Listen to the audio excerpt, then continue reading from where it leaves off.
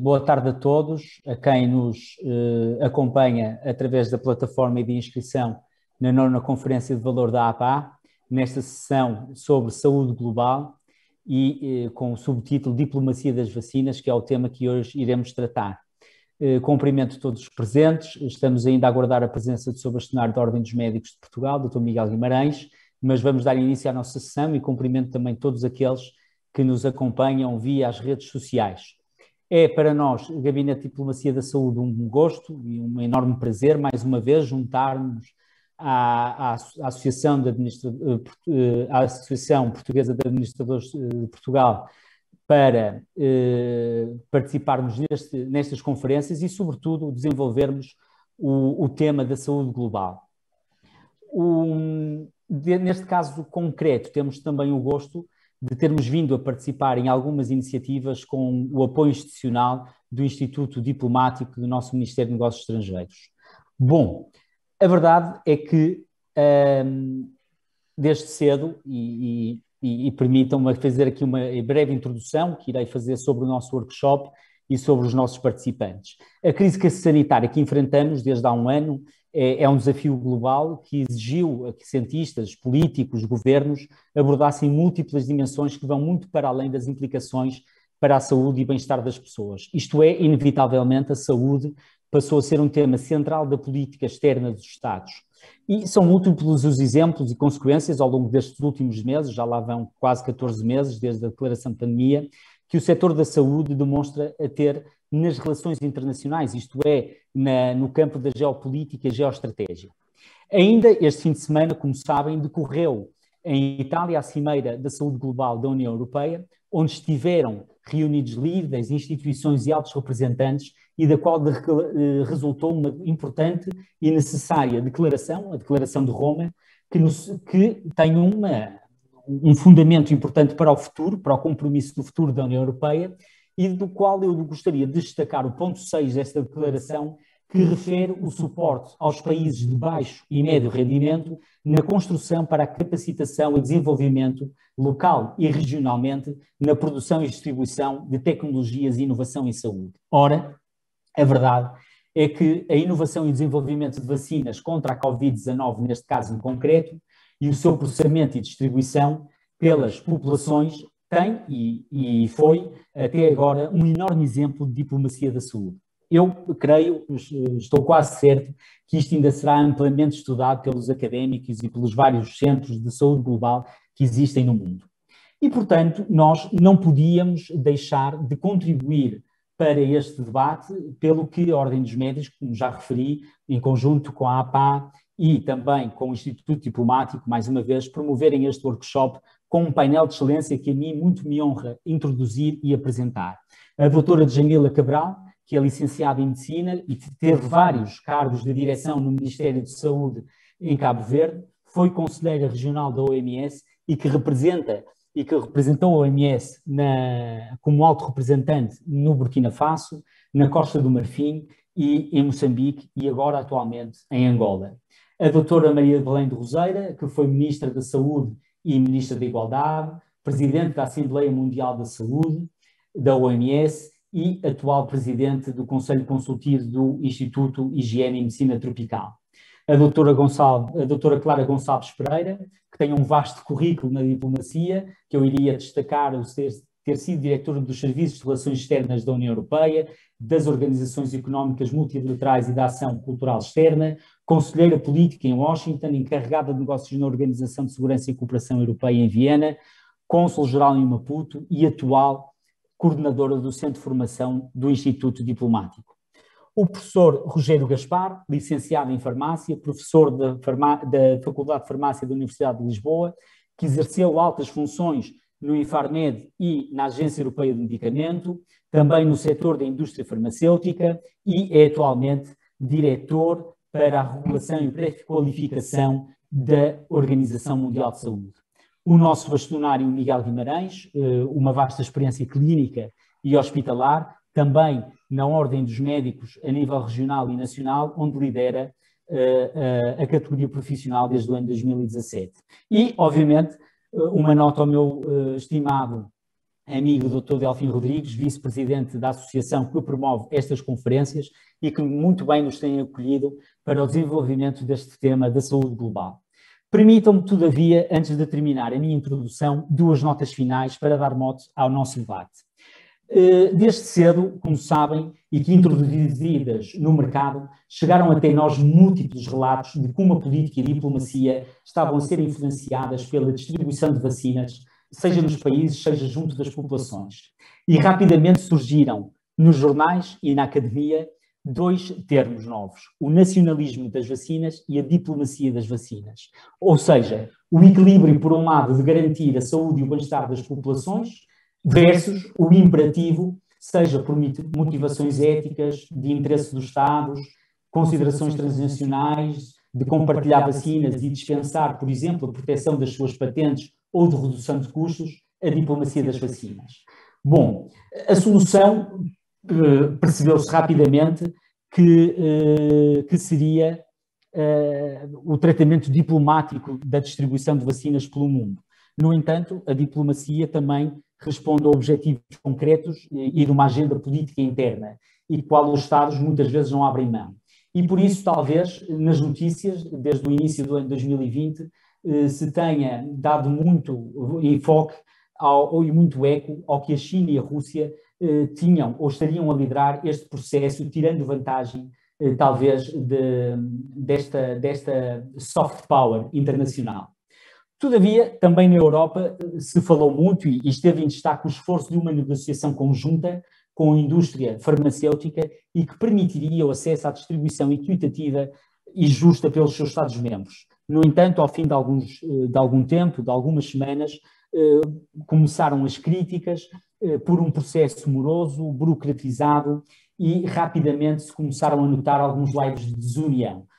Foram um exemplo disso a Hungria e a Eslováquia, na aquisição de algumas vacinas não regulamentadas ou reguladas, neste caso, pela Agência Europeia do Medicamento, e que até deram à admissão de um primeiro-ministro, por exemplo, na Eslováquia.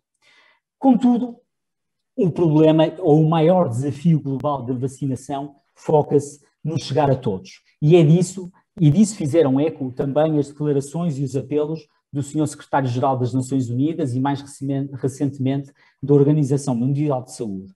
Para alcançar este objetivo de fazer chegar a todos as vacinas, foram criados mecanismos e aceleradores de solidariedade e cooperação exigentes e eficazes, sem deixar que os nacionalismos, como já falamos, desvirtuassem esta missão global. Bom, não haverá uma recuperação desta epidemia e do setor económico e social sem que este mecanismo de prevenção, que são as vacinas, possa chegar a todos e a todos os locais do mundo. Posto isto e posto este último slide da minha apresentação, cumpre-me agradecer de novo e começaria por dar a palavra à doutora Djamila Cabral, exatamente porque Angola foi uma grande beneficiária do mecanismo COVAX logo no mês de março.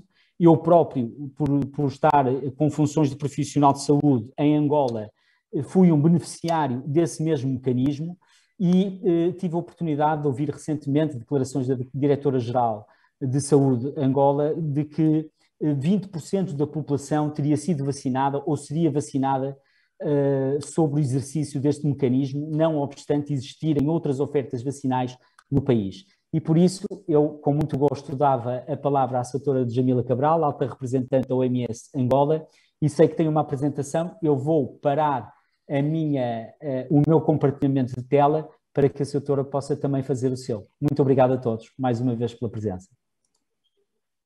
Então, muito obrigada a todos, obrigada à Associação Portuguesa de Administradores Hospitalares que tiveram a iniciativa de me convidar para esta sessão. E eu queria, então, cumprimentar o Sr. Alexandre Lourenço, presidente da APA, o Sr. José Carlos Lopes Martins, o chairperson desta nona conferência de valor APA, o Sr. Francisco Pavão, obrigada, coordenador desta nossa sessão, assim como todos os que estão no painel comigo, a Sra. Doutora Maria de Belém Riceira, a senhora doutora Graça Gonçalves Pereira, né? E também cumprimentar os estimados comentadores, nomeadamente o Dr. José Gaspar, o Dr. Delfim Rodrigues e o Dr. Miguel Guimarães, a cumprimentar a todos e cumprimentar também a todos que nos estão a ouvir através deste e-learning, desta sessão de e-learning.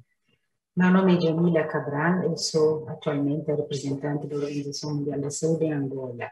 E é com muita honra, muito prazer que eu estou aqui hoje para partilhar convosco alguns elementos, algumas ideias sobre essa questão da diplomacia da saúde. Eu vou começar primeiro, né, com uma pequena introdução, só para, digamos, enquadrar tudo que eu vou falar, depois partilhar alguma informação sobre o ACT, sobre o COVAX. É mais eu chamo isso mais de introdução, porque imagino que a maioria das pessoas já sabem o que é. Partilhar também alguma informação sobre a situação da vacinação no mundo e em África. Eu não vou falar precisamente de Angola, porque eu penso que nesse contexto podemos falar da África de uma forma geral, poderei responder alguma questão específica de Angola. E depois levantarei algumas questões sobre a diplomacia da saúde, que eu não tenho resposta talvez, mas que eu posso contribuir para as respostas e terminarei com algumas considerações. Portanto, em forma de introdução, gostaria de dizer, como sabem, se calhar, que a epidemia no mundo inteiro, tanto a tendência geral é para uma diminuição de casos. Ao lado, nos pequenos gráficos, podemos ver as 6 regiões da Organização Mundial da Saúde. Em quase todas verifica-se uma diminuição do número de casos e mortes, exceto para a região sudeste asiático e para a região pacífico ocidental, em que há ligeiros aumentos.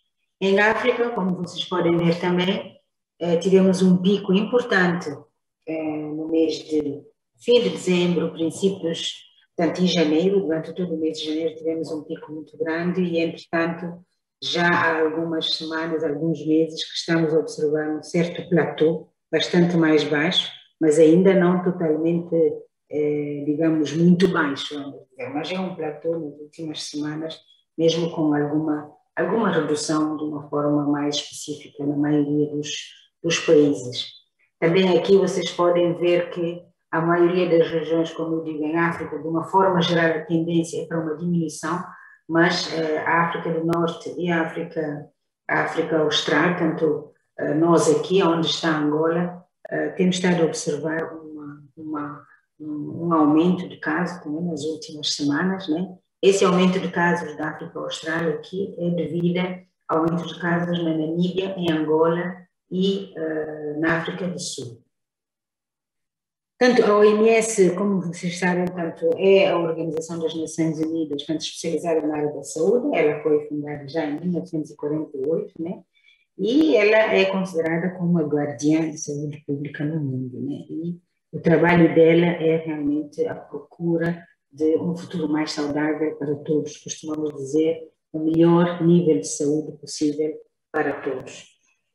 No quadro da Covid, todo mundo viu a OMS tem estado na frente, realmente, as ações desenvolvidas são várias áreas, decidi partilhar algumas que me parecem mais importantes. Primeiro, a questão da coordenação mundial e regional, portanto, toda a coordenação do partenariado, coordenação das ações que são feitas, no qual o ACT e o COVAX fazem parte, digamos, dos produtos, podemos chamar assim, produtos ligados ao reforço da parceria a nível mundial, né?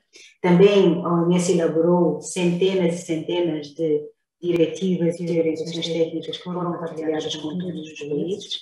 Ela tem feito análise sistemática dos dados produzidos pelos países e esses dados são enviados à OMS, que nos permite ter, portanto, um seguimento quase que digamos, ao vivo, né, dos segmentos, das tendências da Covid no mundo, né? Também toda a questão da assistência técnica por reforço da capacidade, principalmente para os nossos países em que foram enviados peritos, fizemos muitos treinamentos e apoiamos também na adaptação das diretivas e das orientações técnicas que a OMS produz. Enfim, todo o trabalho de assistência técnica para o reforço da capacidade para todas as áreas, a vigilância, manejo de casos, controle de infecções, logística, testagem, diagnóstico, enfim, todas as áreas que vocês já conhecem, já estão habituados, né? Também a OMS apoiou muito durante este período na aquisição de insumos, como a aquisição de testes, respiradores, aparelhos de oxigênio, máscaras, luvas, enfim, tudo que foi necessário para fazer face a esta pandemia. E, para terminar, tanto saliento também a função de regulamentação de uma forma geral para a garantia de qualidade, de segurança e eficácia dos medicamentos, das vacinas.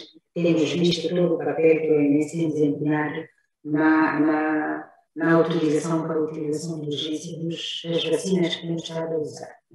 Portanto, isto de uma forma geral, tanto o trabalho da OMS. Então, para ir um bocadinho mais no detalhe daquilo que me foi pedido, portanto, vou falar tanto do ACT.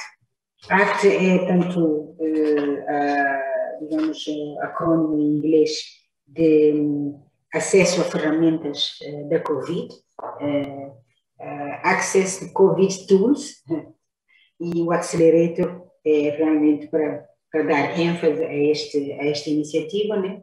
Que é tanto que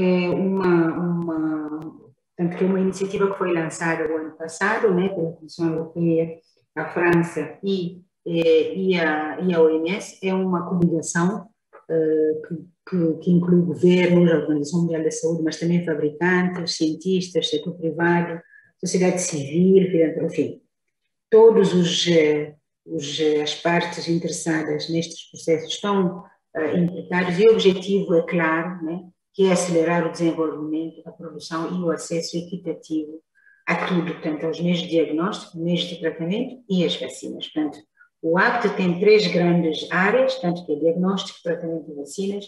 A ideia de base é a mesma, que é estimular o desenvolvimento, portanto, tudo que é pesquisa e investigação para o desenvolvimento, mas também toda a produção e o acesso equitativo a todos esses meios. A COVAX é, digamos, o pilar de vacinas do ACT, Accelerator, né? Portanto, ela é coliderada pela Gavi, a CEP e a OMS. Portanto, a Gavi é a Aliança Mundial da Saúde, e a CEP é a Coalição para a Preparação para Emergências, né? E a OMS é a Organização Mundial da Saúde. Portanto, inclui vários países, um grande número de países, mais de 180 países, né? E a ideia aqui é se concentrar nas vacinas, portanto, promover, acelerar, estimular o desenvolvimento, a produção e a distribuição de vacinas contra a Covid. E o princípio fundamental por que a COVAX foi criada é realmente para garantir o igual acesso à vacina a todos os países do mundo. Portanto, esse tem sido o foco da COVAX, e tem sido desafiante, né? Como já foi dito aqui, mas esse é o valor principal da COVAX, que é essa vontade de promover um igual acesso às vacinas. A plataforma COVAX, como eu disse, ela tem como objetivo garantir um acesso justo e equitativo às vacinas, né? Independentemente de onde o país vem. A meta inicial é, pelo menos, garantir a cobertura de 20% da população nesses países que têm menos acesso, né? Portanto, seria mais ou menos a nível de 2 mil milhões de doses até o final de 2021. Né? A ideia, realmente, com a COVAX, era determinar a fase aguda da epidemia antes do fim de 2021, com a vacinação das pessoas com maior risco, as pessoas mais vulneráveis. E dentre as pessoas com maior risco, os profissionais de saúde de linha da frente, e dentre os mais vulneráveis, as pessoas mais idosas, as pessoas com comorbidades mais pronunciadas. E também dentro desse contexto da COVAX foi criado o AMC, que é o Advanced Market Commitment, que é constituído de fundos para apoiar apoiar os países que não teriam condições de comprar as vacinas, para apoiar financeiramente os países a terem acesso a pelo menos quantidade de vacina para vacinar 20% da sua população. Portanto, a situação da vacinação hoje no mundo, de uma forma muito resumida, já vacinamos mais de 1,6 mil milhões de doses já foram administradas no mundo, e que representa mais ou menos 20% da população do mundo. Só que em África só conseguimos administrar até agora um pouco mais de 24 24 milhões de doses, que representa somente 1,8% da população. Portanto, 1,8% para a África, 20% para o mundo. O mapa que está ao vosso lado ali também mostra claramente as zonas claras e as zonas escuras. Portanto, as zonas claras é lá onde o nível de vacinação é muito baixo, as zonas escuras é lá onde o nível é muito alto. Portanto, podem ver que a África se distingue pela clareza do seu azul. Isto é um pouquinho mais de detalhe em relação à vacinação, tanto em que vocês podem ver que dos 54 países da África, 49 já receberam, tanto vacinas, né? E que já foram administradas, tanto como eu estava a dizer, pouco mais de 25 milhões de doses, e já temos quase 6 milhões de pessoas que estão completamente vacinadas.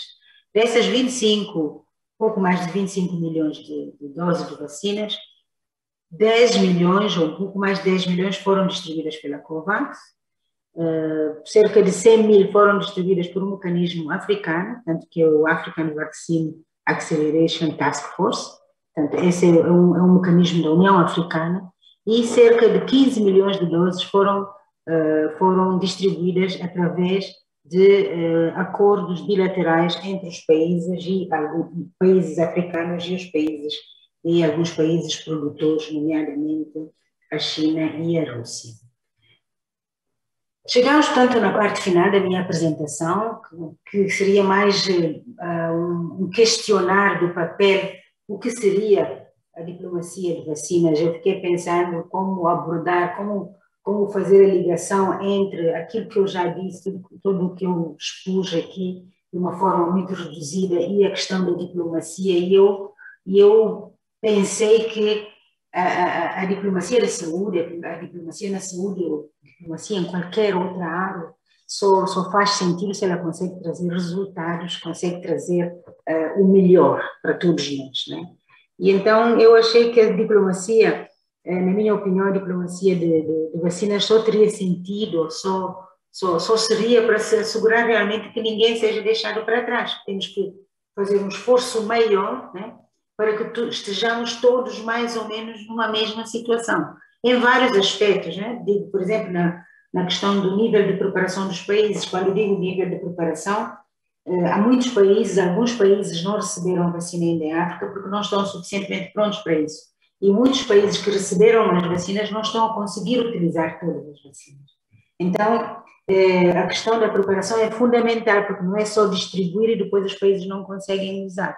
Também a questão da própria equidade. Hoje em dia sabemos que há vacinas que estão estocadas em alguns lugares. E outros, como Angola, por exemplo, Angola tem usado todas as vacinas que foi dada. Neste momento já usamos mais de 70% das vacinas que foram distribuídas em Angola, e ainda não sabemos quando é que vamos receber os próximos. E as pessoas, temos as filas de vacinação, a demanda para a vacina é imensa, e o maior desafio que temos agora é conseguir dar essas vacinas, enquanto nós sabemos que há vacinas que estão estocadas em alguns países e que se calhar vão ser usadas só daqui a 6 meses.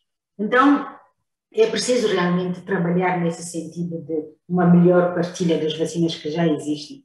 A questão das licenças também já foi aqui dita, a questão da produção local de vacinas tem a ver com as licenças também. Temos que poder investir um pouquinho mais na capacidade de produção em África. Isso também tem estado a ser discutido a nível da União Africana, para, pelo menos, identificar alguns países que já têm o potencial, que já têm alguma capacidade para para se poder fazer um investimento acelerado e garantir que em pouco tempo possam produzir vacinas. Portanto, tudo isso seria no sentido de justiça, a diplomacia para a justiça, a diplomacia para assegurar que ninguém será deixado para trás.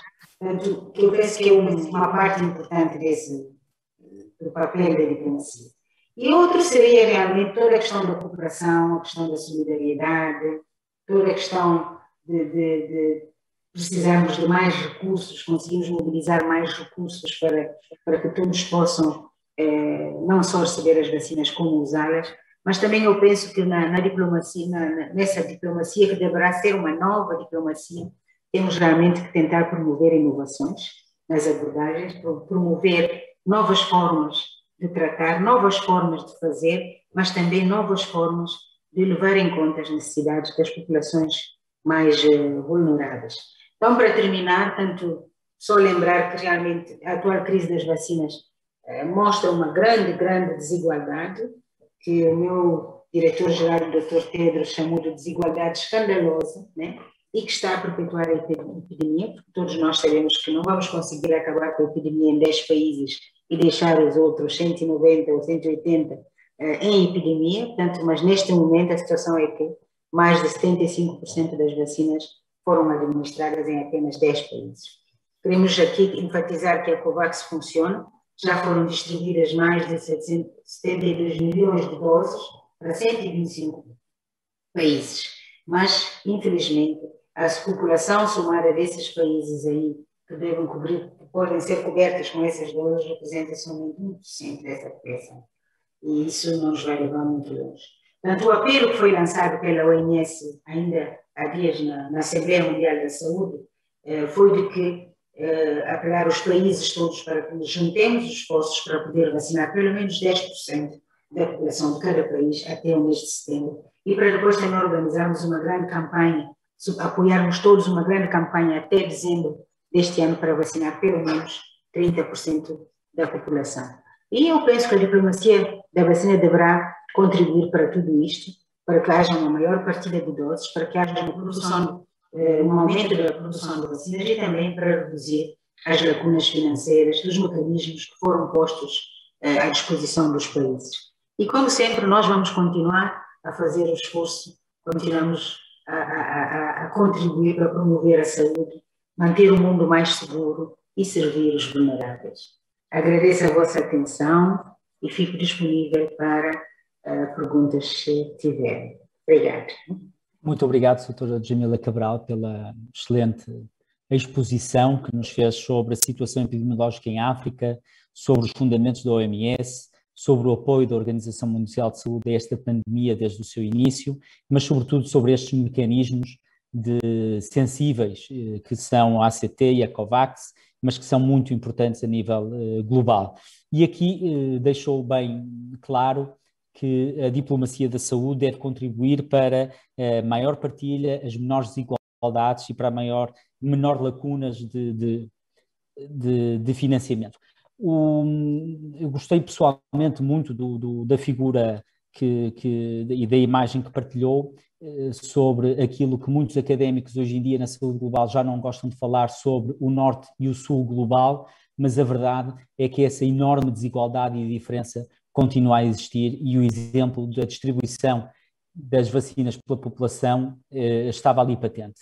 Eu passaria a palavra à doutora Maria de Belém Roseira, exatamente agora, para viajarmos de África, talvez para o continente europeu, para falarmos um pouco de como é que foi, na sua opinião, este processo de vacinação e, sobretudo, o início da negociação para as vacinas na Europa, como é que a Europa se está a posicionar, ainda agora com esta declaração de Roma, sobre a possibilidade de vir a financiar que países de baixa e média renda possam produzir e distribuir vacinas, por exemplo, como outras tecnologias e outras áreas de inovação em saúde, e qual a sua opinião sobre aquele termo do nacionalismo das vacinas.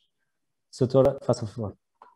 Muito obrigada, Dr. Francisco Pavão, por esta introdução tão simpática, e eu vou tentar ater-me ao tempo que me destinaram mas não posso deixar de cumprimentar não só a oradora que me antecedeu, a doutora Jamila Cabral, pela magnífica exposição que nos fez, cumprimentar também o doutor Delfim Rodrigues, vice-presidente da Associação Portuguesa de Administradores Hospitalares, e na sua pessoa enviar um cumprimento ao presidente, Dr. Alexandre Lourenço, e ao presidente de honra, o Dr. José Carlos Martins, pessoas que eu conheço há longos anos, ainda por cima o Dr. José Carlos Lopes Martins, foi meu colega de curso, portanto veja lá os anos que nos conhecemos, e dizer que a escolha deste tema foi uma escolha muito feliz. Cumprimentar também todos os outros oradores que seguirão, o Dr. Gério Gaspar, ao qual eu há pouco cortei um pouco das suas competências na sua apresentação, mas a apresentação que foi feita repôs a verdade, o Sr. Bastonário da Ordem dos Médicos e a doutora Graça Gonçalves Pereira, co-organizadora deste evento enquanto embaixadora e membro do Instituto Diplomático que neste país tantos e tão bons serviços têm prestado ao reforço do nosso prestígio, ou do prestígio da nossa diplomacia a nível global.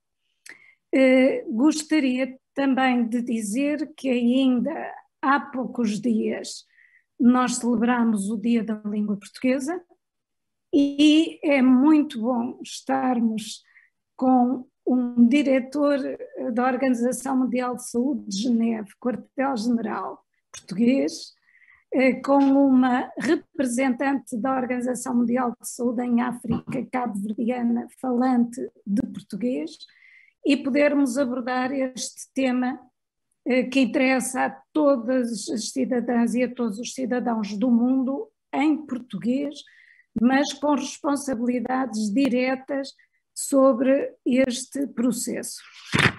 Eu queria começar por referir o seguinte: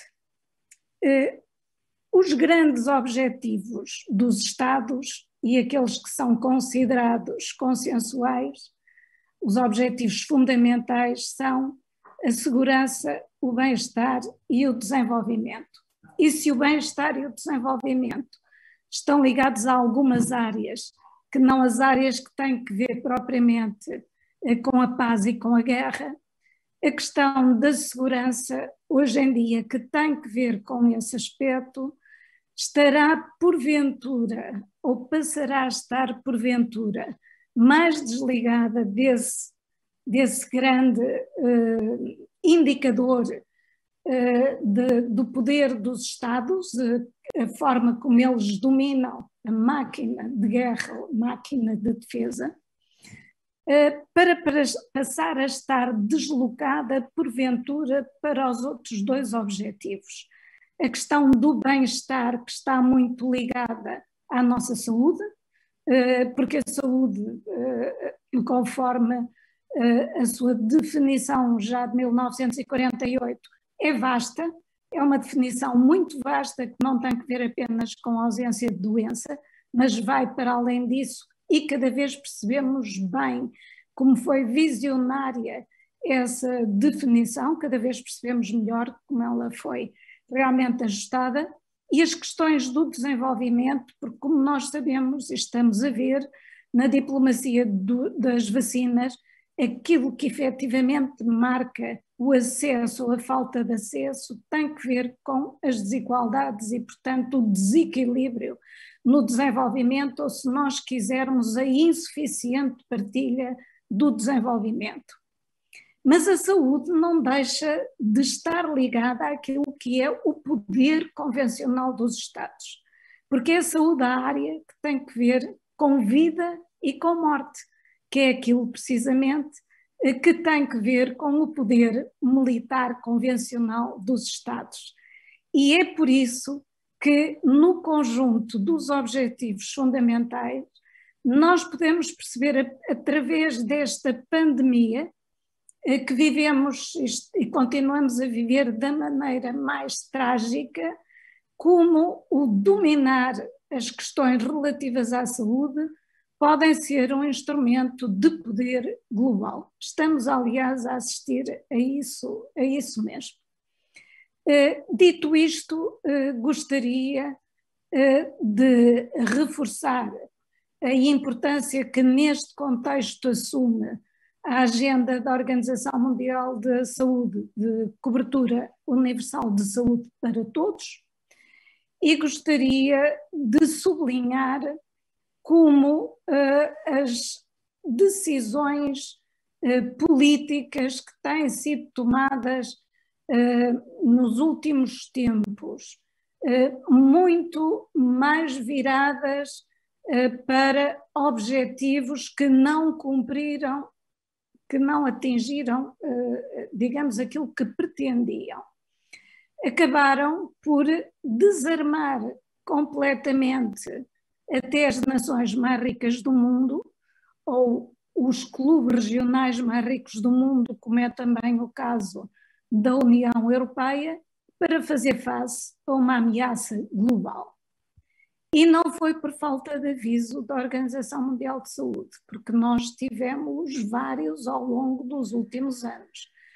Tivemos as várias tipologias de gripe com vírus não conhecidos do nosso sistema imunitário, tivemos SARS-CoV-1, tivemos MERS, tivemos a ébola, tivemos uma série de coisas. E a Organização Mundial de Saúde não se fartava de avisar.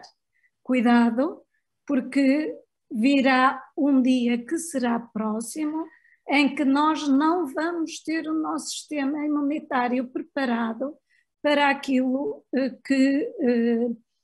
para novas manifestações virais ou bacteriológicas que surjam e que apareçam e para as quais nós não temos ferramentas. O G7 e o G20 inscreveram nas suas agendas resistência antimicrobiana, inscreveram, mas não se passou nada, em termos de financiamentos específicos para o desenvolvimento de novos antibióticos. O assunto continua a estar na agenda, mas digamos, está na agenda para depois não dizerem que não estava na agenda, mas não tem levado a medidas concretas que sejam do conhecimento dos cidadãos. E a questão de uma pandemia por vírus acabou por demonstrar como realmente as preocupações dos líderes mundiais estavam longe de poder fazer face a uma ameaça desta natureza. E quando eu digo isto é pelo seguinte: Dr. Francisco Pavão quer que eu fale da União Europeia, e eu posso falar da União Europeia porque por transposição aconteceu o mesmo noutros sítios do mundo. E o que é que aconteceu à União Europeia? A União Europeia, que desde a diretiva de Bolkestein tem intensificado apenas a agenda, apesar de ter perdido da diretiva Bolkestein ter sido, digamos, reprovada em sede de Conselho Europeu, continuou apenas a ter preocupações no domínio da livre circulação de pessoas e de mercadorias com perspectivas apenas económicas. E essa falta, essa ausência de leitura política sobre a nova importância geoestratégica de outras dimensões, como é o caso do controle da vida ou não controle da vida dos cidadãos, levou a que deslocalizasse a produção de materiais, de produtos estratégicos para a segurança das populações, como se verificou recentemente com esta pandemia. Não apenas a questão dos medicamentos, como a questão de materiais de proteção tão simples como as máscaras, as batas, etc. Todos esses produtos que eram absolutamente indispensáveis para a proteção dos profissionais de saúde e para a prevenção da difusão da infecção. Só a título de exemplo, gostaria de vos dizer que até metade dos anos 90, os Estados Unidos, o Japão e a Europa eram responsáveis por 90% da produção de alguns dos princípios ativos mais populares do mundo, como o paracetamol, o ibuprofeno ou a amoxicilina. Atualmente, a China é o maior produtor de alguns dos princípios ativos mais populares do mundo, que são estes que eu referi, e em conjunto com a Índia produzem 80% dos princípios ativos importados pelos Estados Unidos. Não há dúvida que os Estados Unidos sempre olharam para a saúde como uma área fronteira em termos do seu domínio global. Nós sabemos que as maiores farmacêuticas são norte-americanas, que toda a tecnologia desenvolvida para efeitos da indústria de defesa é uma tecnologia que passa imediatamente para a saúde.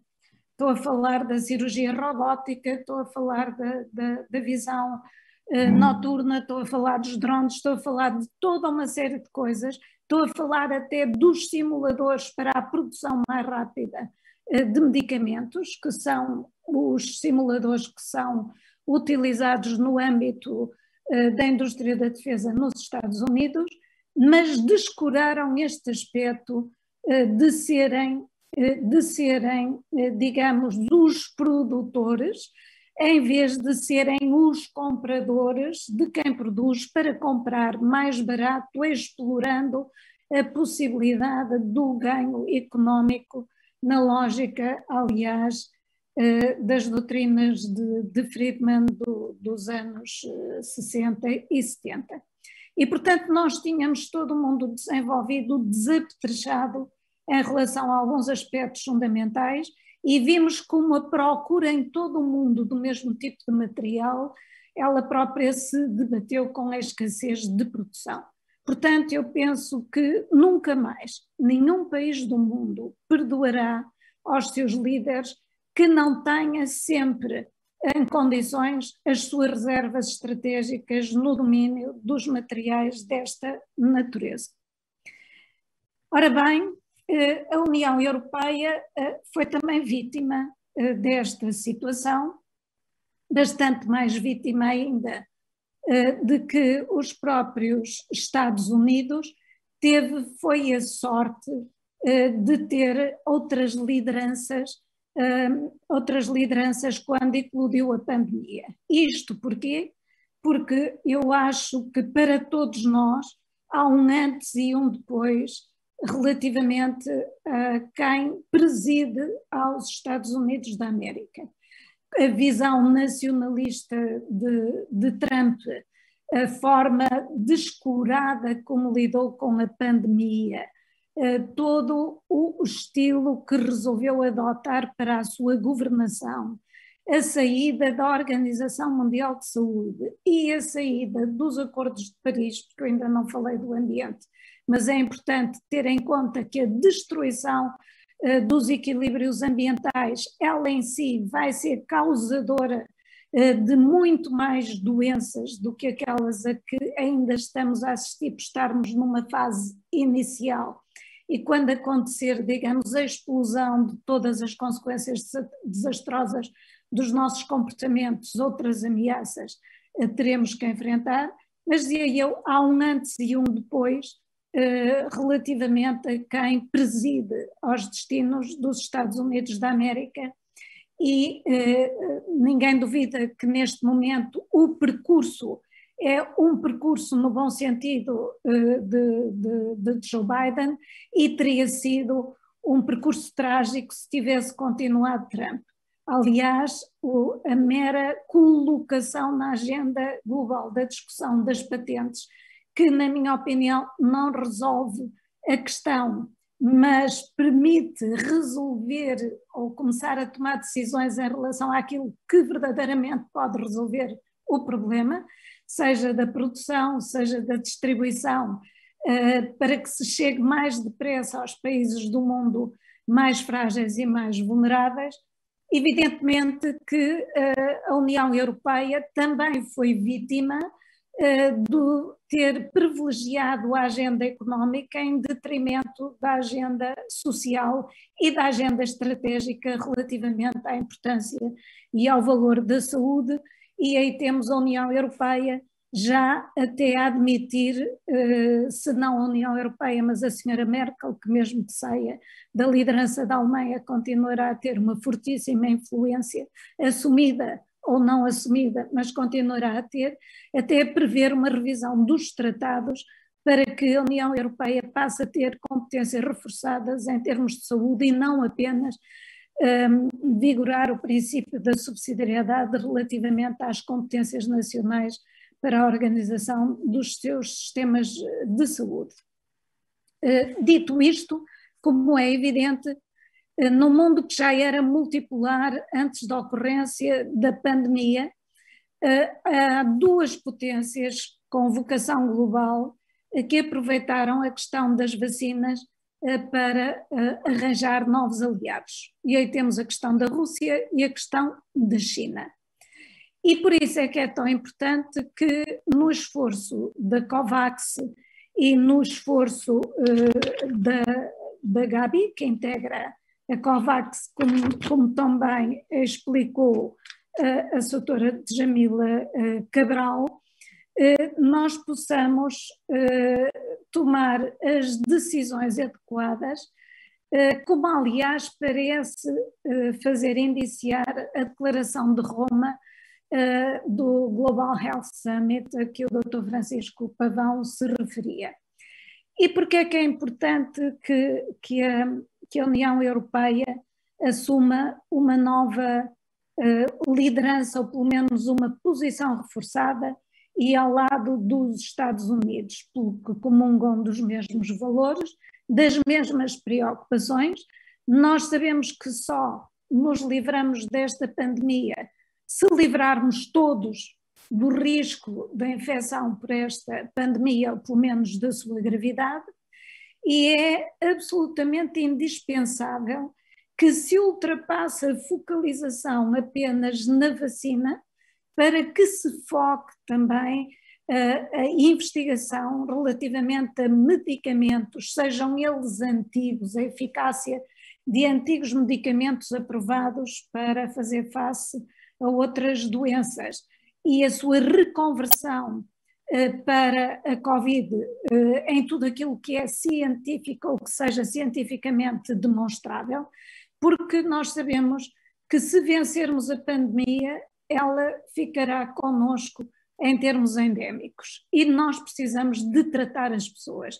Portanto, falar de Covid-19 não é apenas da vacina, nós ainda nem sequer sabemos bem como é que se comporta a eficácia da vacina em contexto global, porque apenas temos ensaios, e ensaios, como nós sabemos, que são sempre feitos em populações escolhidas e que não conseguem demonstrar a sua eficácia, o seu grau de segurança e eficácia em contextos mais alargados. Vai ser a prática clínica que o determinará. Ainda há muitas interrogações, ainda há muitas dúvidas, ainda há muitas sequelas pós-Covid que nós não sabemos ainda como é que vamos tratar, e portanto eu considero que dos erros cometidos e, digamos, dos percalços que aconteceram em relação à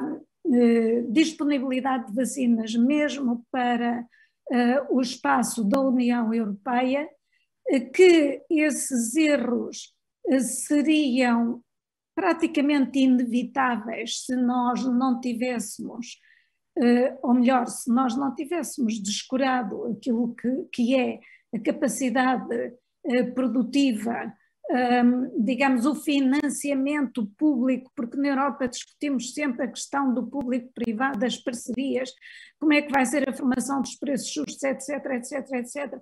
Devíamos já ter avançado bastante nesses dossiês, e também digo que, sendo nós, dentro da União Europeia, um dos países mais frágeis, apesar de todos os erros cometidos pela União Europeia, se não tivéssemos tido a União Europeia por trás, com certeza teríamos muitas dificuldades no acesso às vacinas. Portanto, não há dúvida que temos razão para criticar, mas mais em termos da falta de visão e da falta de arquitetura global da União Europeia relativamente às ameaças de saúde com esta dimensão, mas também não deixo de dizer que se não estivéssemos neste espaço, nós teríamos tido muito mais dificuldades do que aquelas que efetivamente tivemos.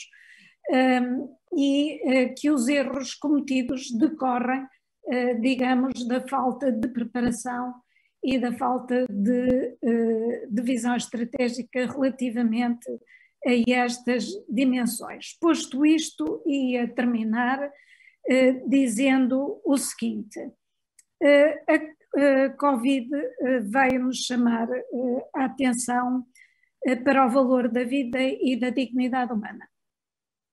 E isto significa que tem que haver reforço da solidariedade. Já o Kafka dizia que a solidariedade exprime a forma como nós respeitamos a dignidade humana.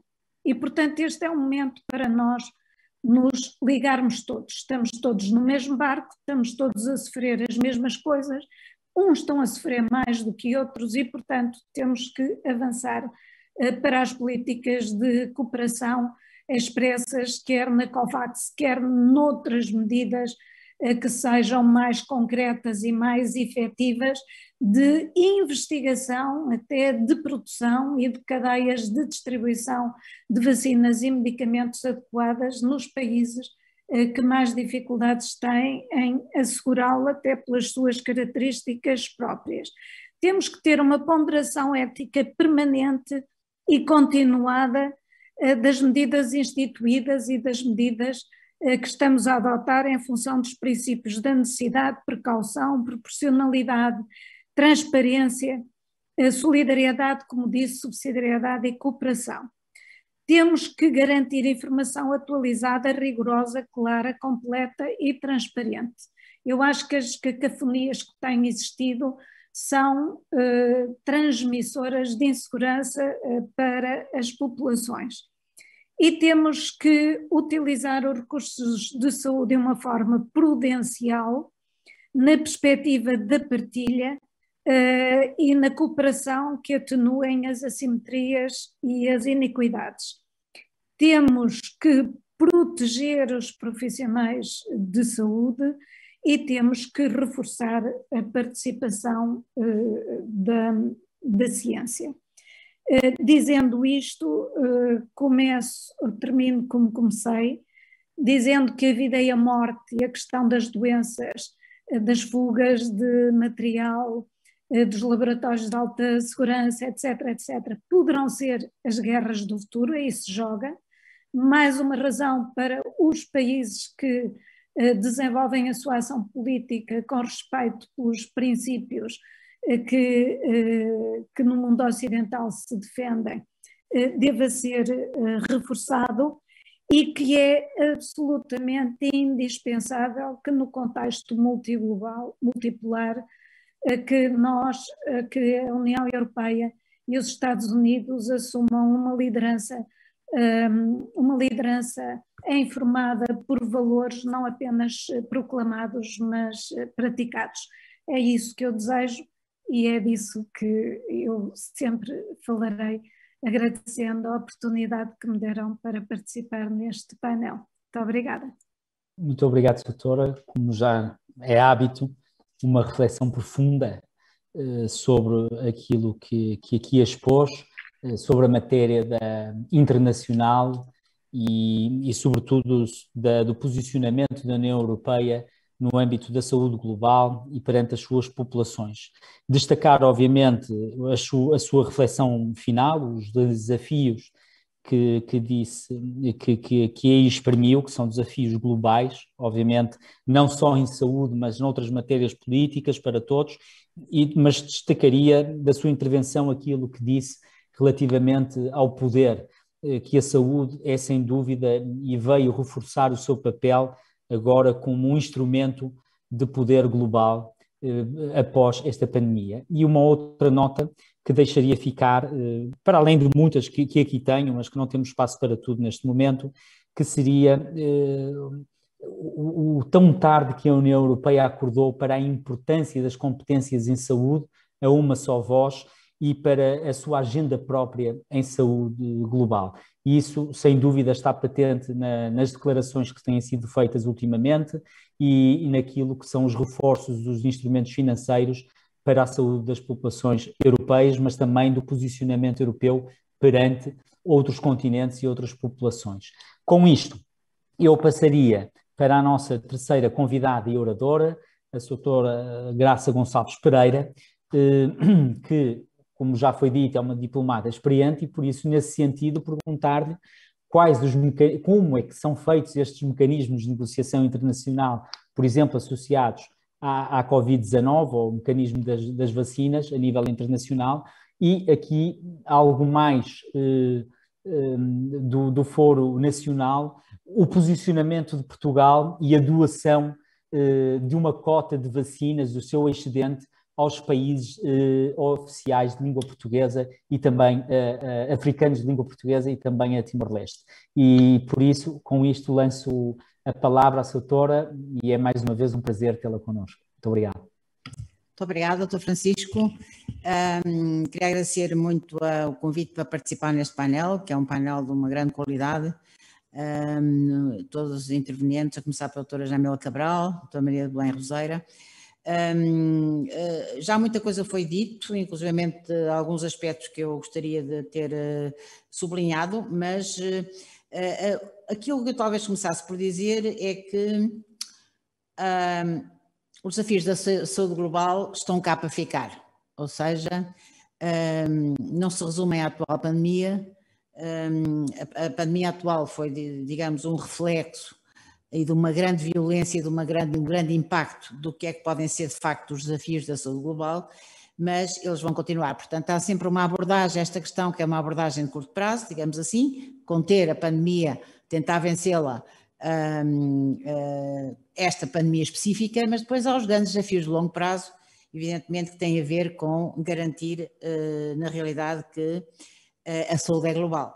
E de facto a Ministra da Saúde, na recente conferência que teve lugar em Lisboa sobre a saúde global, em que estiveram variedíssimos convidados, disse muito bem que os desafios da saúde global transcendem fronteiras, como é evidente, parece uma lapa aliçada, mas não é, mas também transcendem as clássicas divisões norte-sul, este-oeste, e não se conformam muito com abordagens muito segmentarizadas, ou seja, não se pode só abordar as questões da saúde para, obviamente, abordar a saúde global, sendo a saúde global interligada a uma variedade imensa de outros assuntos, desde a questão da ciência, como é evidente, não há saúde global sem o desenvolvimento da ciência, e não passa só pelas vacinas, mas também pelos medicamentos, como é evidente, depois tratamento do pós-pandemia e da própria pandemia. Também não há saúde sem comércio global que esteja organizado de forma a que potencie a saúde global. Também não há saúde global enquanto os problemas do ambiente não forem abordados de uma forma global. Aliás, as alterações climáticas serão, como muito bem a doutora Maria de Belém Roseira já referiu, um dos pontos essenciais que vão determinar o futuro em tantos campos, em particular no domínio da saúde global. Não há saúde global sem desenvolvimento, ou seja, todas as questões ligadas ao desenvolvimento e ao desenvolvimento sustentável estão intrinsecamente ligadas à saúde global. Também não há saúde global sem uma agricultura organizada de uma forma que potencie a saúde global, e também não há saúde global sem haver proteção civil e mecanismos de proteção civil, e por aí fora poderíamos continuar, digamos, com uma série de outras questões, porque a saúde global tem que ser vista em rede com uma quantidade de outros assuntos, e por isso é que é um assunto que, para os diplomatas que lidam um bocadinho com estas inter-relações na sua atividade diária, é um assunto não só importante como desafiador, e com o qual eles se confrontam no dia a dia. Daí a razão que nós estabelecemos e temos vindo a estabelecer um ótimo relacionamento com o Fórum para a Saúde Global, no sentido, e não só, também outras entidades, no sentido de nos ajudar a pensar também em conjunto as questões da saúde global, em ligação com tudo o resto, e também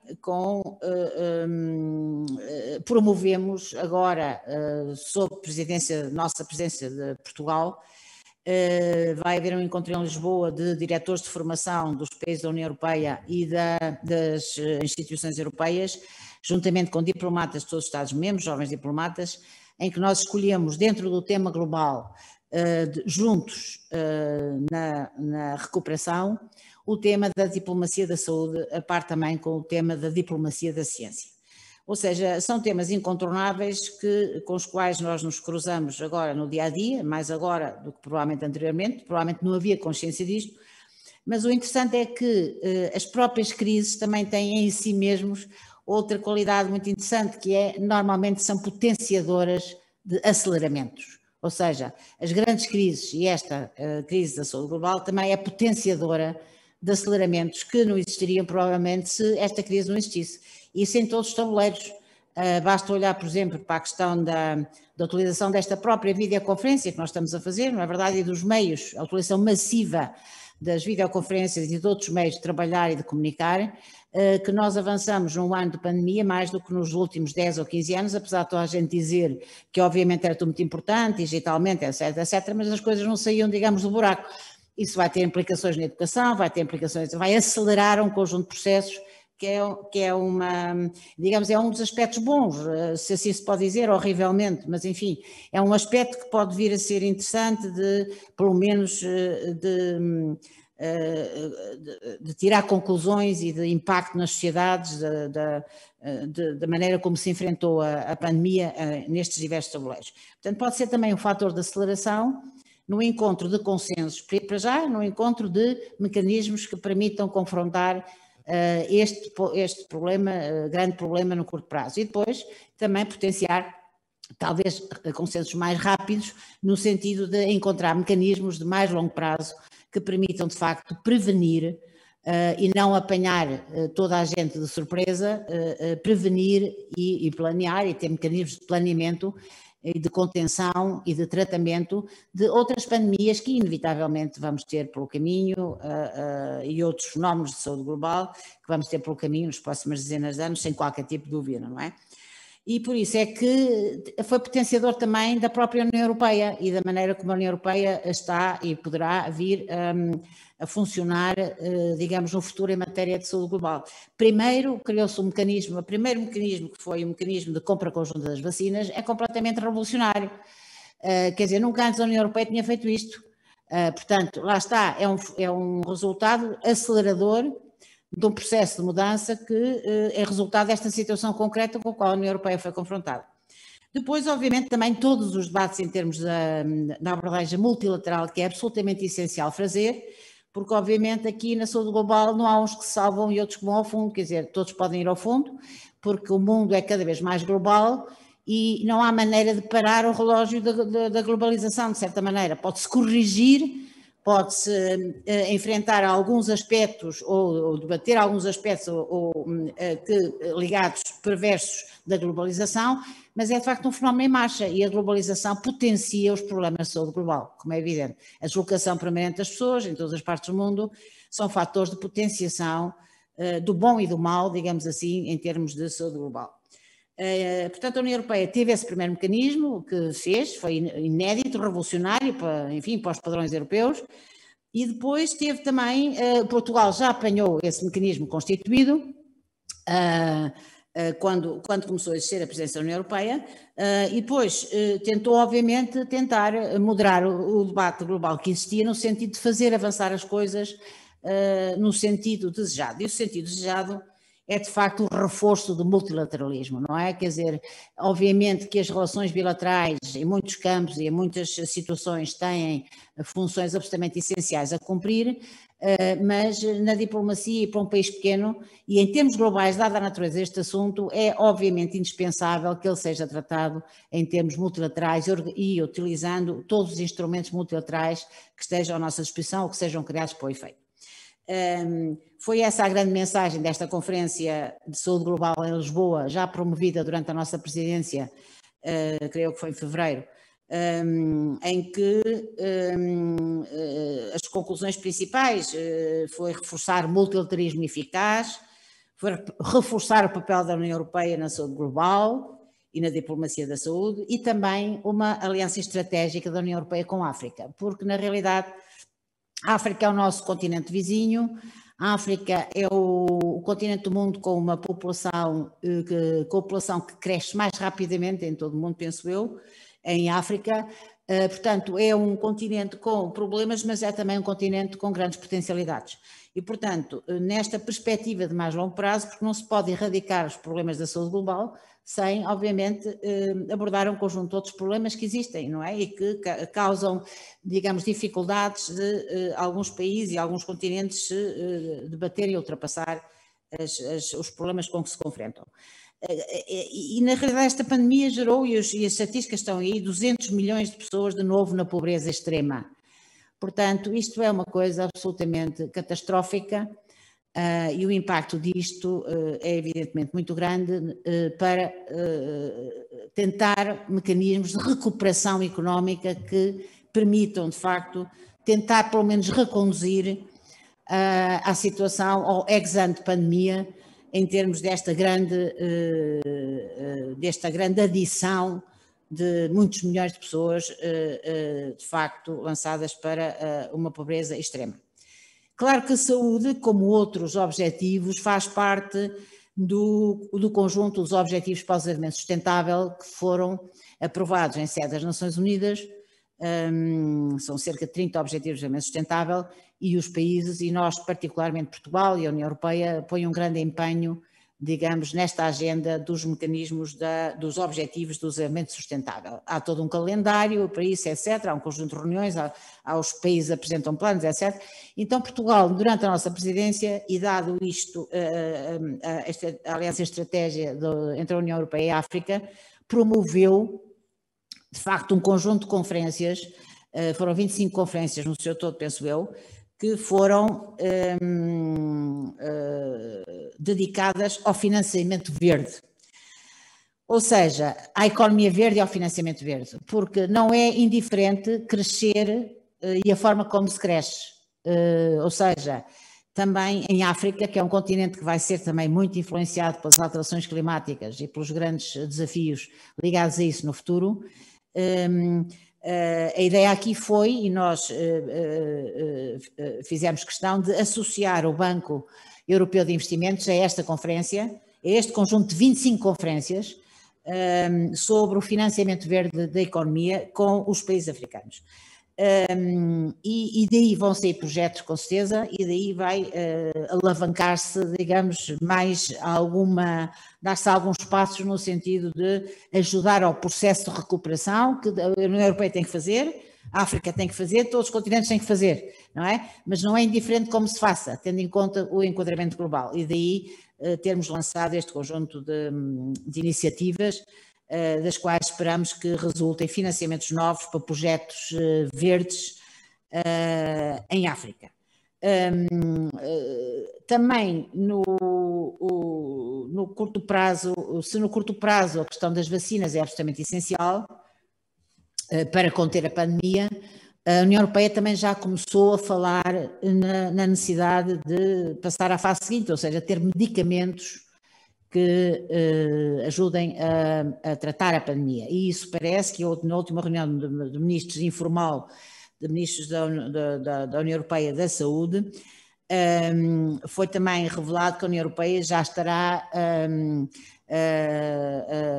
prevê que possam existir em outubro deste ano ainda medicamentos já também para tratar a pandemia, ou seja, há uma questão de vacinação, que é absolutamente central, evidentemente, não é? Mas há mecanismos complementares depois que também são potencialmente importantes para o resto do mundo, não é verdade? Porque se houvesse medicamentos para tratar a pandemia, a vacinação não era tão necessária, ou seja, justamente porque não há medicamentos, é porque a vacinação se torna absolutamente inevitável e dadas as características de pandemia.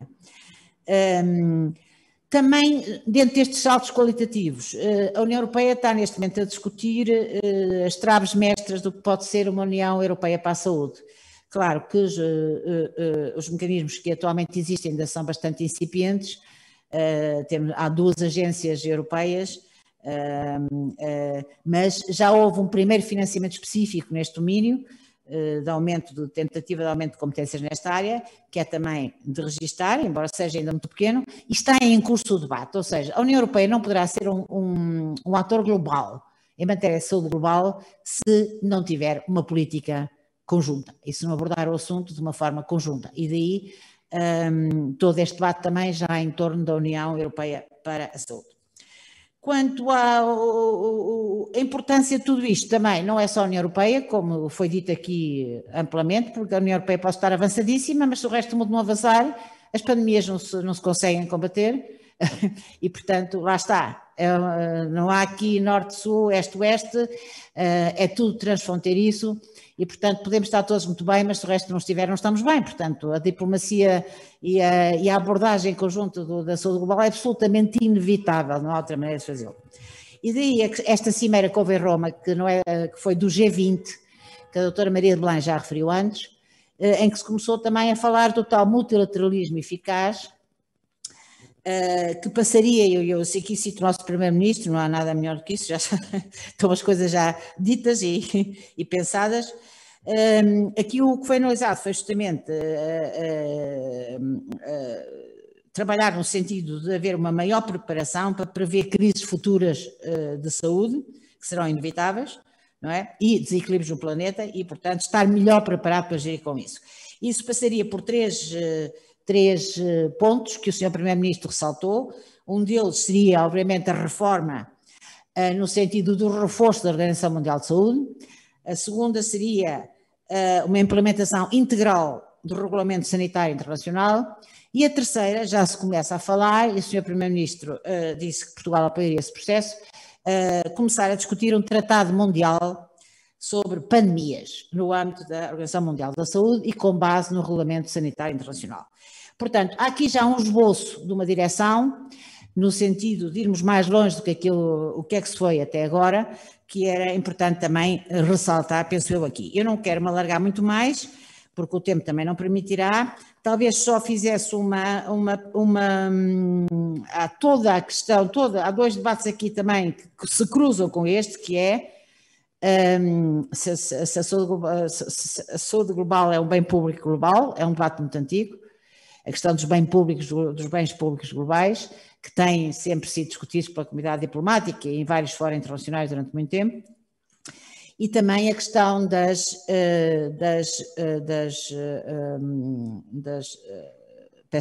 patentes e agora falha-me o termo, só me veio em inglês, o waiver das patentes que foi avançada pelo Presidente dos Estados Unidos.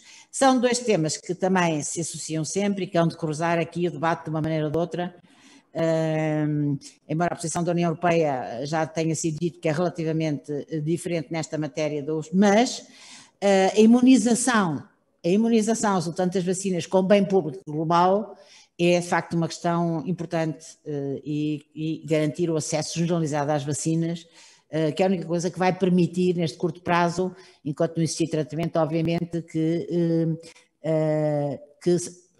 permita ao mundo em geral conter esta pandemia e não só a União Europeia em particular.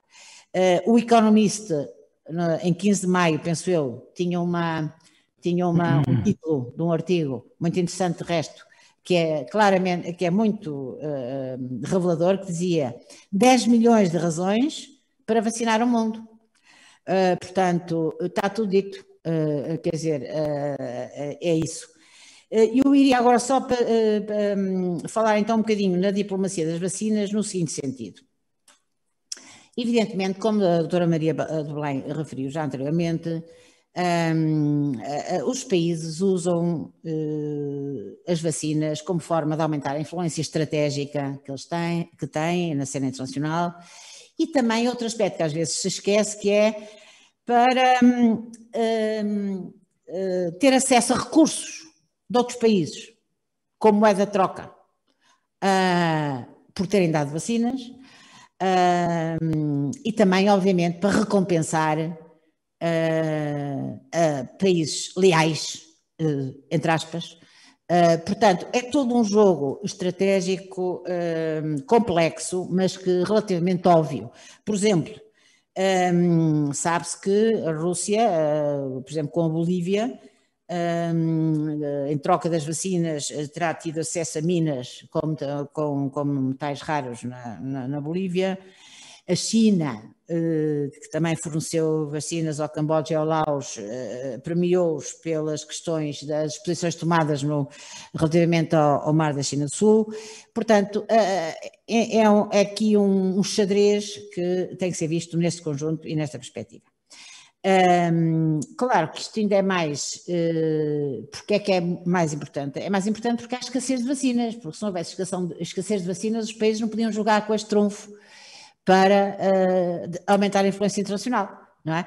Isto existe num cenário de escassez de vacinas. Isso é interessante ver qual será o impacto da mudança deste cenário, justamente nesta forma como alguns países jogam com as vacinas. Porque neste artigo, um dos artigos do Economist, estava dito que os próprios produtores, neste momento já pensam que em meados de 2022 haverá excesso de vacinas. Portanto, tudo isto também vai ter influência, obviamente, na capacidade ou não de cada país jogar com a questão das vacinas como uma questão de diplomacia, entre aspas, e de influência no xadrez internacional. Claro que a China e a Rússia ocuparam um vazio. Puderam ocupar um vazio, porque não havia vacinas suficientes, exatamente. E, portanto, eles tinham vacinas que podiam fornecer. Neste momento, acho que há estimativas de que a Rússia terá enviado ou tentado enviar vacinas para 70 países, concentrados, distribuídos pela Ásia, América Latina e Europa do Leste, e que a China tenha distribuído vacinas a 90 países. Portanto, são números muito grandes. Outra coisa, claro, e também, além das vacinas, não é só as vacinas, são instalações para se poder proceder à vacinação e é formação e treino dos trabalhadores, porque esta questão das vacinas também passa por isso, não é? Se um país não tem capacidade para ter profissionais que vacinem e ter instalações onde possa haver vacinação, evidentemente que não chega só às vacinas, tem que ser um conjunto. E de facto na China e na Rússia eles tiveram obviamente estas vertentes adicionais mas isto tem um drawback, como se diz em termos em inglês, desculpa eu utilizar o termo. Quer dizer, a China e a Rússia não vacinaram muito menos da sua população para exportarem as vacinas e para explorar noutros países do que os países europeus e outros países. Há estimativas de que, penso eu, que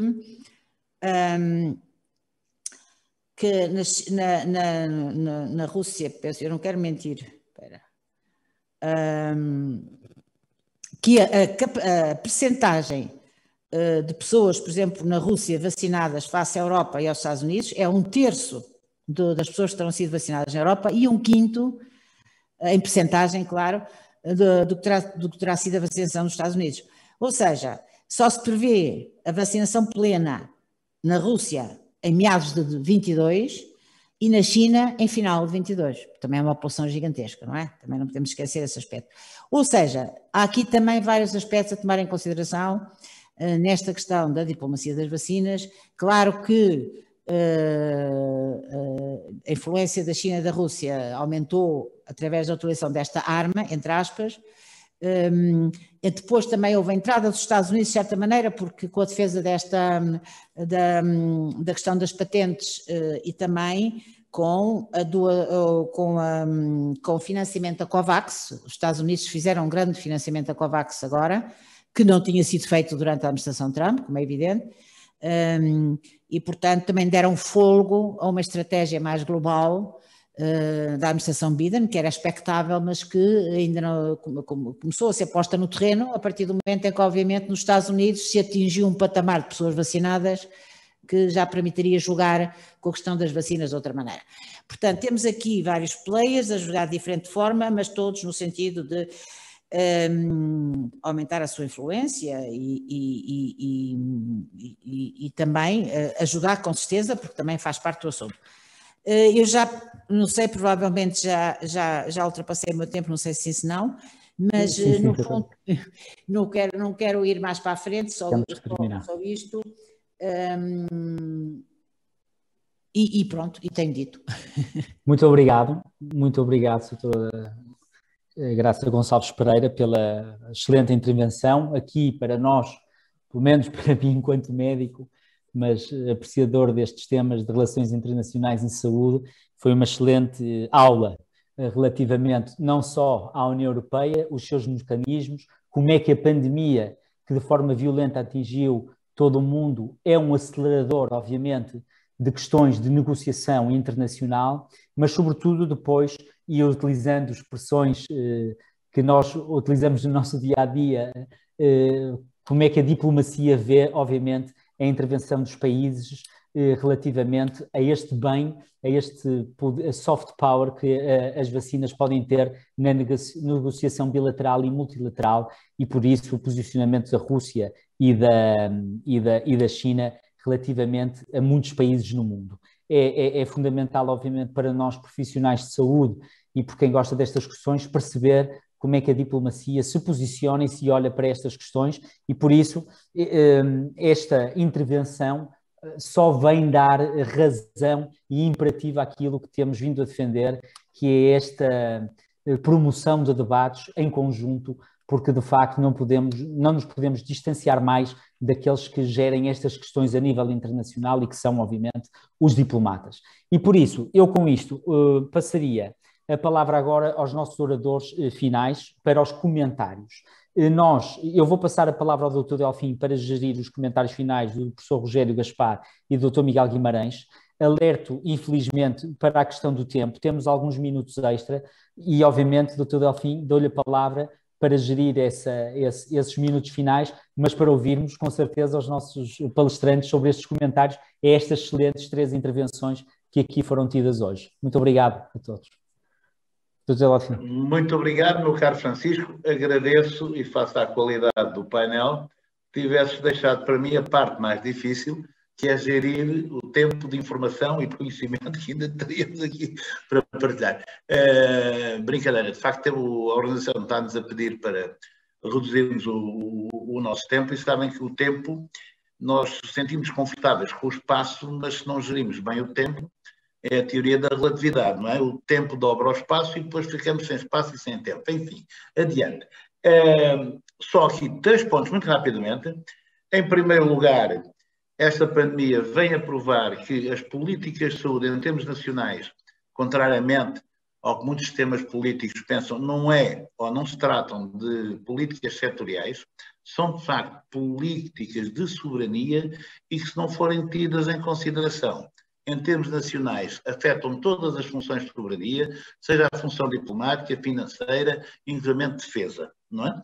E depois trata-se, como aqui vimos, de uma questão de segurança nacional. Segundo ponto, esta questão, digamos, da transferência de vacinas, o que nós estamos, e nomeadamente das patentes, o que estamos a fazer é transferir conhecimento e ampliar o domínio da aplicabilidade da ciência. E, infelizmente, as duas ciências, ou os 2 ramos de conhecimento que gerem esta matéria, que é o direito e a economia, não sabem ainda lidar com transação de informação e com transação de conhecimento. Não sabem avaliar como é que eu vendo uma informação ou transfiro conhecimento, mas fica não só na minha posse, mas também da posse para quem eu transfiro. E, finalmente, e como foi muito bem salientado, que a questão da pandemia, e o próprio nome indica, não é? É uma questão global e não vale a pena agir setorialmente. Não é? Isto é como alguém dizia, se calhar temos que pensar ao contrário. Se calhar temos que pensar localmente para ficarmos aptos, não é, a atuar a nível global. Com isto, termino e passo a palavra ao Dr. Rogério Gaspar, também para comentários finais, e depois ao Sr. Bastonário, ao Dr. Miguel Guimarães, médico, como é óbvio, não sendo diplomata, tem uma atuação de diplomata na saúde, por todos é reconhecido. Dr. Rogério Gaspar, se faz favor, dentro das limitações de tempo que temos, acho que temos 5 minutos para cada orador final. Muito obrigado. Obrigado. Eu vou tentar ficar dentro dos 5 minutos para dar tempo também ao professor, ao Dr. Miguel Guimarães, de fazer a sua intervenção. Mas gostaria de dizer que, obviamente, ela não vai tocar todos os aspectos e há aspectos muito importantes que foram referidos nas intervenções anteriores. Aliás, há questões que talvez valha a pena recordar que os números são importantes porque os números nos fazem ver a realidade de uma forma muito clara. E à data de hoje, nós temos, apesar do objetivo da Organização Mundial de Saúde de ter os planos de vacinação iniciados na totalidade dos países até ao final do mês de março, nós ficámos a 10 países desse objetivo. Existem apenas 10 países onde não foi iniciado nenhum plano de vacinação e esses 10 países sofreram, obviamente, o impacto bastante negativo de um corte no fornecimento de vacinas por parte de um dos grandes fornecedores da COVAX, que era a tecnologia AstraZeneca produzida pela SII na Índia. Como sabem, neste momento a Índia parou completamente a exportação de vacinas e a alimentação da plataforma COVAX ressentiu-se disso. Mas esse número de 183 países onde foi iniciado um plano de vacinação não nos deve fazer esquecer a diferença desses planos de vacinação. E a diferença de intensidade com que esses planos de vacinação são realizados tem a ver, em primeiro lugar, com a disponibilidade de vacinas e as tecnologias AstraZeneca, seja qual for a origem, estão neste momento presentes em 172 países, eu estou-me a referir a números de ontem, 172 países, a Pfizer-BioNTech em 113 países e depois a Sinopharm em 66 países, a Moderna em 61 países, a Sputnik da Gamaleya em 55 países, a Janssen, Johnson & Johnson em 46 países e a Sinovac em 35 países. E vão-me perdoar que me refiro apenas a estas e não aos números residuais das restantes, porque estas são as vacinas que estiveram ou estão em avaliação final na Organização Mundial de Saúde, sendo que a Sinopharm foi aprovada há 2 semanas, a Sinovac está neste momento na fase final de decisão e a Sputnik terá uma discussão técnico-científica no final do mês de junho e início do mês de julho, depois da conclusão das 5 inspeções de boas práticas clínicas na condução de ensaios clínicos que estamos a realizar conjuntamente com a Agência Europeia do Medicamento e depois da finalização das 4 inspeções de boas práticas de fabrico realizadas a locais de produção em diferentes localizações na Federação Russa, que estamos a realizar também em conjunto com a Agência Europeia do Medicamento. Estes números são importantes, que é para nos permitirem ver uma realidade focada, que é uma realidade que parece que, em primeiro lugar, é muito positiva em termos do número de países atingidos, em termos da diversidade de plataformas tecnológicas disponíveis, mas que depois estes números não resistem a serem cotejados com a realidade dura do número real de vacinas disponibilizada e do número de pessoas vacinadas e das prioridades que cada país tem utilizado.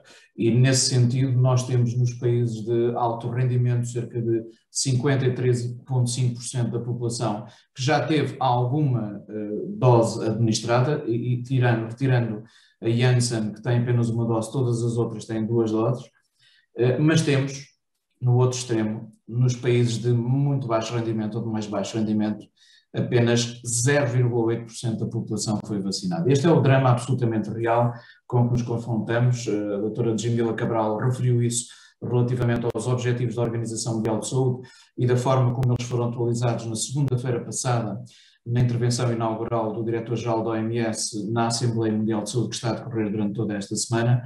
O objetivo de atingir em setembro e em dezembro uma percentagem significativa da população mundial não nos deve fazer esquecer que esses números têm que ter em linha de conta o chegar a uma percentagem muito superior a estes 0,8% nos países de baixo ou muito baixo rendimento, porque são esses também que têm os sistemas de saúde que conferem menos proteção às pessoas. E se é verdade que um pequeno passeio por estes números nos faz acordar para a realidade, eu ia buscar aquela capa do The Economist que a doutora Graça referiu há pouco, os 10 milhões de razões são 10 milhões de mortos. E esses 10 milhões de mortos são, segundo o estudo realizado pelo Economist Intelligence Unit, os 10 milhões que resultam adicionando 7 milhões de mortes adicionais aos cerca de 3 milhões de mortes por Covid diretamente contabilizados à data em que o estudo foi realizado. E essa é uma questão que não nos deve fazer esquecer que a realidade do Covid e a urgência de combater esta pandemia não nos pode fazer esquecer que neste período também, em alguns indicadores importantes para os Objetivos de Desenvolvimento Sustentável em 2030, em alguns desses indicadores recuamos provavelmente algumas décadas e a recuperação que vamos ter que ter nessas áreas é absolutamente determinante. A doutora Graça, aliás, referiu-se à importância dos 17 Objetivos de Desenvolvimento Sustentável. Nós, na área da saúde, e isso é conhecido, aliás, uma infografia da OMS que é muito popular nas redes sociais, que identificamos que no Objetivo de Desenvolvimento Sustentável 3, de saúde e bem-estar para todos, identificamos ligações íntimas com cada um dos outros 16 objetivos. Portanto, aquele que é mais falado... Peço desculpa da deselegância, eu vou já terminar. Sintetizar em um minuto, eu agradeço. Eu vou já terminar. No sentido de que estes objetivos não são atingíveis também sem ter uma determinante saúde, aliás aqui referida por vários relativamente, por exemplo, à questão dos tratados da União Europeia. Eu não me referiria na posição que ocupo, mas nas posições que ocupei anteriormente, e a União Europeia tomou algumas decisões no passado, nomeadamente no Tratado de Maastricht, no artigo 156, parágrafo 1º do Tratado de Maastricht, que na realidade nunca tiveram uma implementação significativa. Terminando talvez e dizer dois aspectos que são essenciais. Um é reforçar a importância das parcerias público-privadas. Não foi aqui referido, mas é bom dizer que as 10 organizações que estão afiliadas ao Acta Salareda são instituições públicas, instituições privadas e instituições que são elas próprias parcerias público-privadas.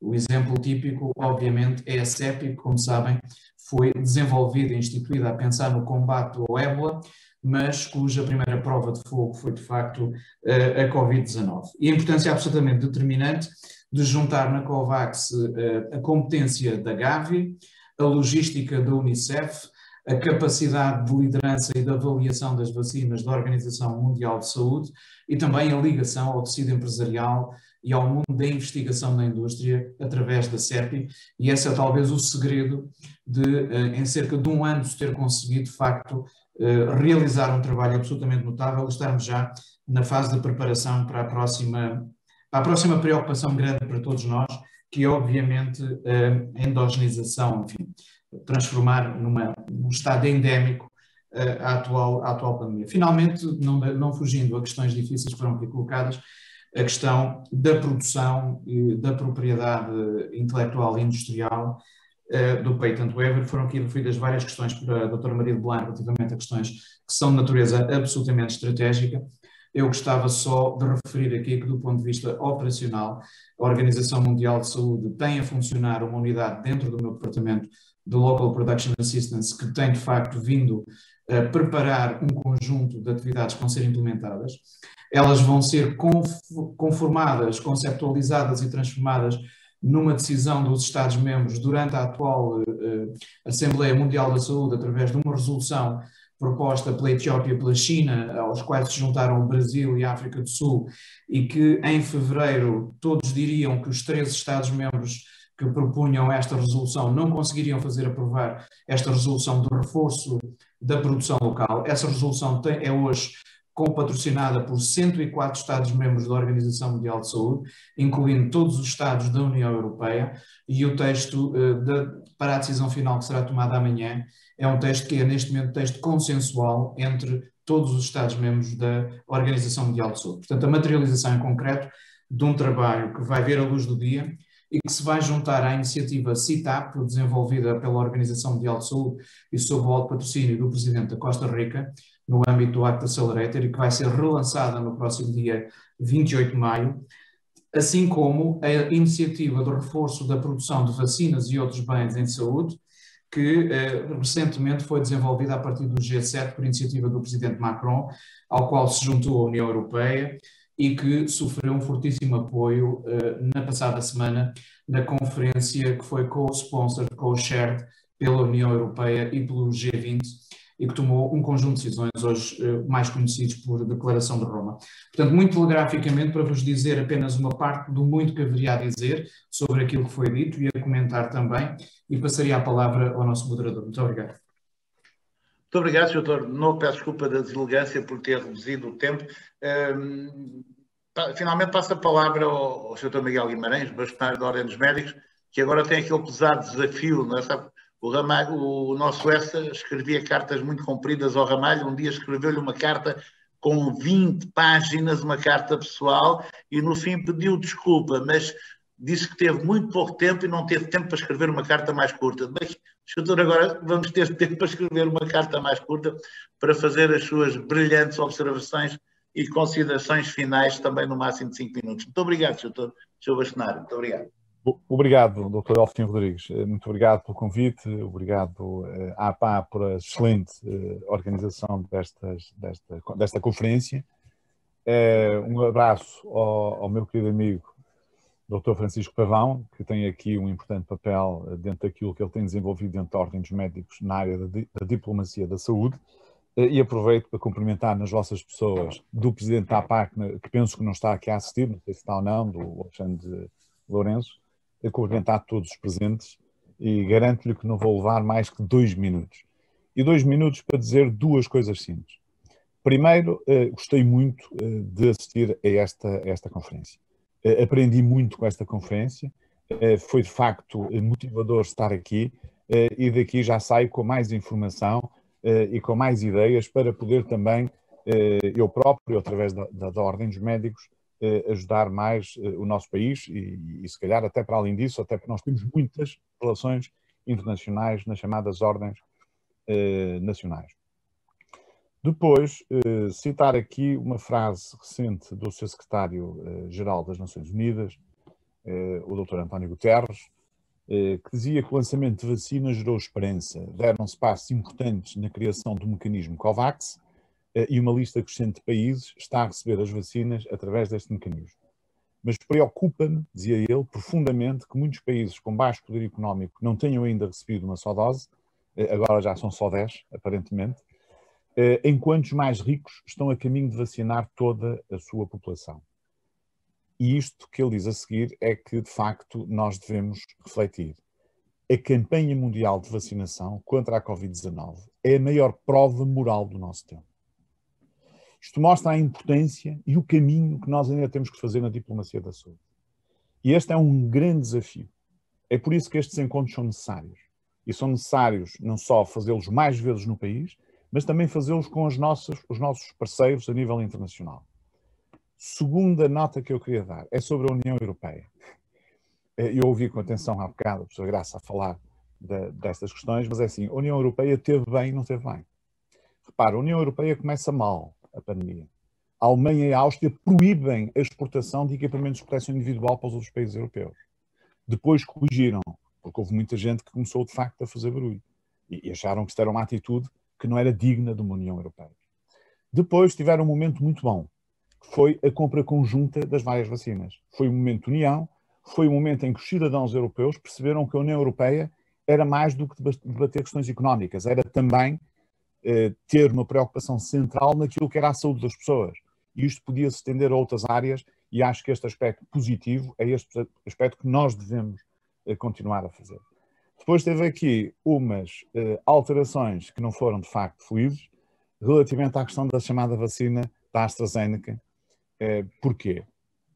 Porque não existiu aqui um fio contorno. Eu sei que já com o nosso primeiro-ministro a conduzir a União Europeia, que a Ministra da Saúde tentou que existisse uma posição conjunta nos países europeus sobre a limitação das idades, enfim, ter aqui uma posição que os cidadãos europeus entendessem e aceitassem facilmente. Ora, isto não aconteceu. Como sabem, a Agência Europeia do Medicamento disse que a vacina podia ser usada a partir dos 18 anos, não pôs nenhuma limitação de idade, e bem, são os melhores peritos que nós temos na Europa, são os que estão na Agência Europeia do Medicamento. Penso que a própria Organização Mundial de Saúde também não pôs nenhuma limitação de idade à vacina da AstraZeneca, pelo menos não no início, e penso que não mudou de posição. E os países europeus, uns puseram limitação de idade de 30 anos, outros 40, 50, Portugal 60 anos. Ora, isto é difícil de perceber pelo cidadão normal. O cidadão não consegue perceber quem é que tem razão e começam a desconfiar das vacinas. E isto é mau quando nós temos um plano de vacinação cujo objetivo fundamental é vacinar o máximo de pessoas no menor tempo possível. De qualquer forma, para terminar, Eu acho que a União Europeia está mais unida hoje do que estava há um ano atrás, ou há 2 anos atrás. Acho que este é um passo positivo na diplomacia da saúde, pelo menos a nível europeu, que se pode estender e deve estender, nomeadamente aos países africanos. E, portanto, quero deixar aqui este sinal positivo, levantando aqui algumas questões que possam servir de exemplo para que os diferentes políticos europeus, de facto, façam uma reflexão profunda sobre a estratégia que se deve seguir em situações de crise, como é o caso desta pandemia. O Dr. Delfim Rodrigues, muito obrigado, espero não ter ultrapassado o tempo. Obrigado. E parabéns a todos. Sr. Bastonário, muito obrigado. Foi exímio não só nas palavras que nos dirigiu, mas também na forma como conseguiu gerir o seu tempo. Meu caro Francisco Pavão, eu devolvo-te as honras da casa e faz o encerramento, por favor. Resta-me agradecer a todos, lamentar esta questão do tempo, porque era curto, mas foi uma excelente conferência por parte de todas as intervenções que se fizeram, e reforço aquilo que disse há pouco, vem dar mais alento e, sobretudo, tornar imperativo que continuemos a traçar este caminho de discussão da saúde global. A todos os presentes, um abraço para Angola, à doutora Jamila Cabral, aqui em conjunto, para Geneve e, obviamente, para Lisboa, e para todos os que estiveram presentes e também que nos seguiram durante esta hora e meia de discussão. Muito, muito obrigado a todos, e este Gabinete de Saúde Global e a APA irão continuar, por certo, a convidá-los e a contar com a participação de Vossas Excelências nestas sessões aqui e no futuro. Muito obrigado. Obrigado. Obrigado. Um abraço a todos. Um abraço, saúde e bom trabalho. Muito obrigado.